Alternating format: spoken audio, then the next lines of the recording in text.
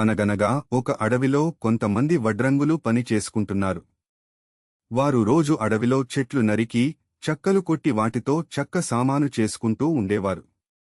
మధ్యాహ్నం దగ్గర ఉన్న ఏటి గట్టుమీద కూర్చుని భోజనం చేసి, విశ్రాంతి తీసుకుని మళ్లీ పని ప్రారంభించేవారు. ఒక రోజు అలాగే మధ్యాహ్నం అయ్యింది. అక్కడున్న వడ్రంగులలో ఒక్కడు ఒక చెట్టును కొట్టి అడ్డంగా చక్కరు చేస్తున్నాడు. పని మధ్యలో ఆపితే సగం కోసిన దుంగలో ముక్కలు మళ్లీ దగ్గర పడిపోతాయని మధ్యలో ఒక చెక్క ముక్కను చీలిక చేసి అడ్డంగా పెట్టి భోజనానికి వెళ్లిపోయాడు.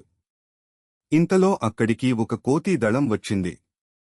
కోతులు కార్మికులు వదిలేసిన వివిధ యంత్రాలతో ఆడుకోవడం మొదలెట్టాయి. అందులో ఒక కోతి ఆ దుంగ మధ్యలో చీలిక చూసిందా. కోతి ఇలాంటిది ఇంతక ముందర ఎప్పుడూ చూడలేదు. కుతూహలంతో ఆ చీలికని పరీక్షించడం మొదలెట్టింది. 2 చేతులతో లాగింది. అలా లాగగానే చీలిక బయటికి వచ్చేసి దుంగలో చేసిన రంధ్రం టక్కుమని దగ్గరపడి మూసుకుపోయాయి. అందులో కోతి తోక ఇరుక్కుపోయింది. కోతి గట్టిగా అరవడం మొదలెట్టింది. భరించలేని నొప్పి కదా. ఆ శబ్దానికి మిగతా కోతులు కూడా భయపడి పారిపోయాయి.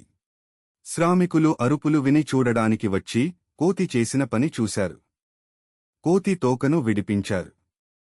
పరిచయం లేని విషయాలలో ముక్కు దూర్చకూడదని అందుకే పెద్దలు చెప్తారు.